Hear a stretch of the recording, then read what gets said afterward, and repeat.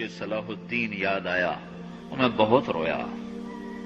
وہ بھی کسی ماں کا جنم ہوا تھا. اس کے زمانے میں کرک، ایک ہمارے پاکستان میں کرک ہے، ایک اردن میں کرک ہے. اونچی پہاڑی پر وہ شہر ہے اور بڑا دشوار قلعہ ہے. اس پر ایک حکمران تھا عیسائی، اس کا نام تھا ریجنالڈ.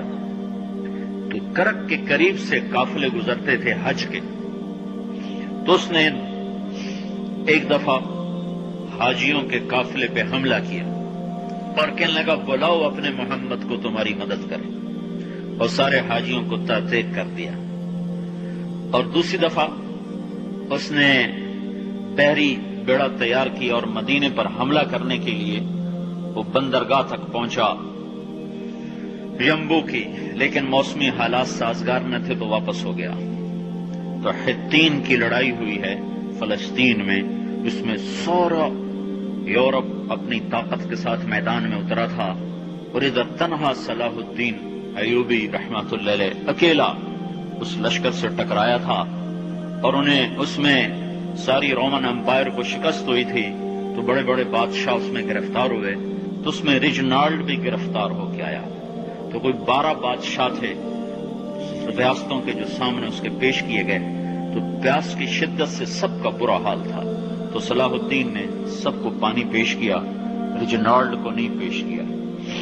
تو یروشلم کا جو بادشاہ تھا ہمفرے، اس نے اپنا پانی بچا کے اس کو دیا. تو صلاح الدین نے کہا یہ پانی تو دے رہا ہے، میں نہیں دے رہا ہوں. اسلام میں یہ ہے جب کسی کو پانی پلا دو تو اس پہ تم ہاتھ نہیں اٹھا سکتے، یہ امن کی نشانی ہے. تو صلاح الدین نے فوراً اسے کہا یہ پانی تو نے دیا، میں نے نہیں دیا.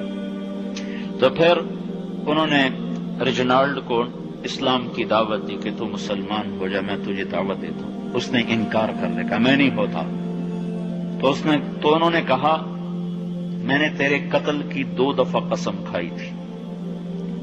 ایک جب تو مدینے پہ حملہ آور ہوا تھا تو میں نے قسم کھائی تھی میں تجھے اپنے ہاتھوں سے قتل کروں گا.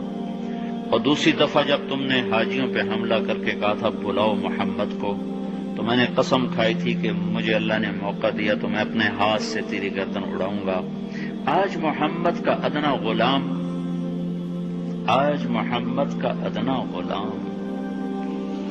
تیری اس بات پر یہ فریضہ ادا کرنے کے لیے آ رہا ہے، اور اپنی تلوار سے اس کی گردن اڑائی. وہ پیچھے لٹک گئی، پوری نہیں اڑی، پیچھے لٹک گئی. خوفناک منظر بن گیا. تو سارے بادشاہوں پہ کب کبھی طاری ہو گئی. تو صلاح الدین فرمانے لگے ہمارے مذہب میں یہ نہیں ہے، بادشاہوں کے ساتھ ہم بادشاہوں جیسا ہی سلوک کرتے ہیں، پر یہ حدود سے آگے چلا گیا تھا. اب مجھے یہ قصہ بھولا ہوا تھا، مجھے انہی حادثوں میں، انہی ہنگاموں میں وہ یاد آیا. تو بعد تنہائیوں میں بیٹھ کے بے بسی کے آنسو بہ جاتے ہیں، اور اس کے سوا کوئی چارہ نہیں ہے. ہماری ساری نسل موسیقی میں ڈوب چکی ہے. جو بدن سرتال پہ تھرکتے ہوں، جو بدن موسیقی کے اوپر ہلتے ہوں، رقص میں آتے ہوں، ان پہ کانٹے ہی اگیں گے. ان پہ صلاح الدین کا پھول نہیں اگ سکتا، ان میں محمد بن قاسم کے پھول نہیں اگ سکتے. بانجھ ہو گئی ہے ہماری نسل. اور یہ یورپ کا سحر جو چل گیا ہے، ہماری بے بسی ہے.